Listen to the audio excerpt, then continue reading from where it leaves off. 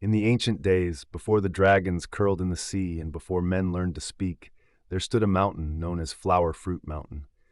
Its cliffs touched the stars, its waterfalls sang the song of time, and deep within its heart, cradled in winds older than memory, was a stone like no other.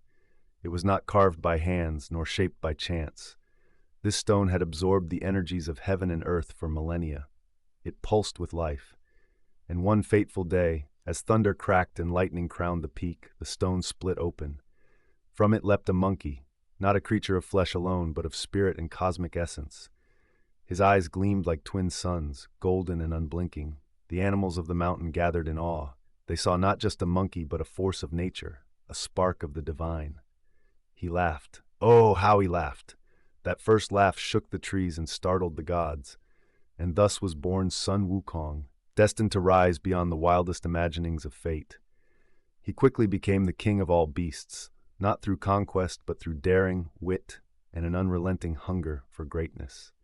He named himself Handsome Monkey King, and no one dared disagree. But beneath the joy, beneath the revelry of his mountain court, there stirred a question in his heart. Is this all there is?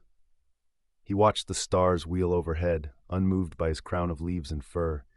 He wanted more, not gold, not land, but immortality, freedom, power. He wanted to bend the cosmos to his will, and so he set out. The world was vast, and Sun Wukong wandered it like a blazing comet, untamed, unstoppable, insatiable. Across oceans and over deserts, he searched for someone who could teach him the secrets of eternal life. And after years of wandering, he found his master, Patriarch Subodhi, a sage who dwelled on the remote mountain of spirits and vultures. Subodhi saw in the monkey not just mischief, but brilliance. He taught Sun Wukong the 72 transformations, the power to shapeshift into anything from a blade of grass to a dragon. He taught him how to ride clouds, to walk on air and leap across the sky in a single bound. But Wukong's curiosity was dangerous. He learned faster than anyone ever had, and he boasted louder than anyone ever dared.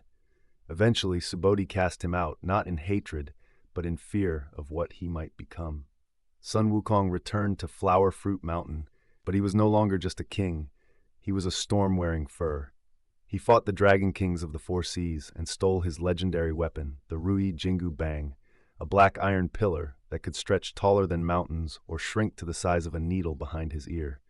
He took a golden chainmail shirt, phoenix feather cap, and cloud-walking boots.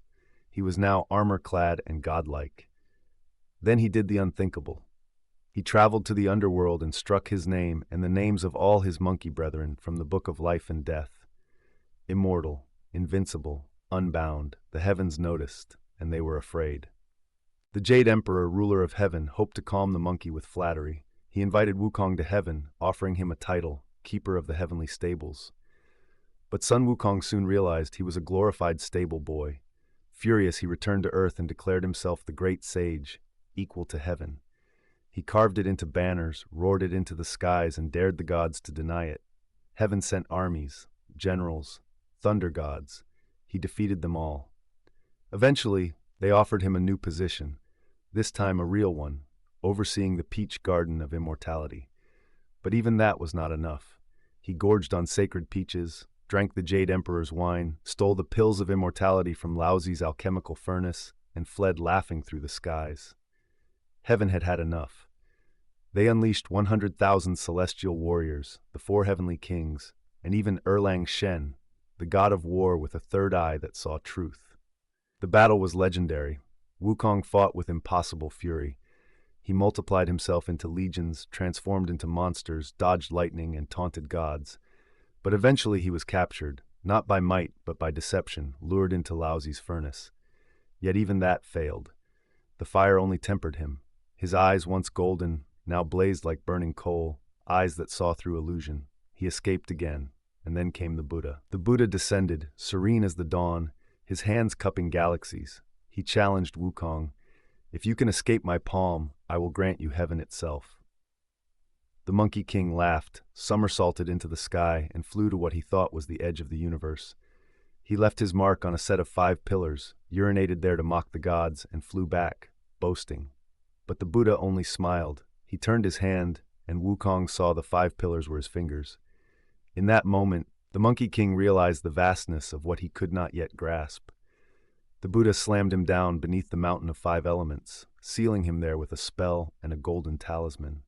For 500 years, Wukong lay trapped, unable to move, left only with the howling wind and the ache of his pride. Centuries passed, dynasties rose and fell, and then came Tang Sanzang, the monk, pure of heart, chosen to journey to India and retrieve sacred scriptures to enlighten China. The Buddha offered him protectors, and Wukong was one of them. Freed from the mountain, now with a magical headband that could inflict pain at the monk's command, Sun Wukong became Tang Sanzang's guardian. At first, he raged against the restraint, but in time he began to listen, to learn, to care. Together with the gluttonous Pigsy, the gloomy Sandy, and the dragon prince horse, they faced demons, bandits, temptations, and monsters of every kind. Wukong's strength saved them countless times, but it was his growing compassion that marked his true transformation. The Monkey King who once defied heaven, now bowed to protect the mortal. And at journey's end, after countless trials, the heavens opened. The gods smiled. Sun Wukong, once outlaw and rebel, was granted the title Buddha victorious in strife. From stone to spirit, from rage to wisdom, Sun Wukong completed the journey not just west but within. If you enjoyed the legend of the Monkey King and want to see more mythical stories come to life, don't forget to like, comment, and subscribe.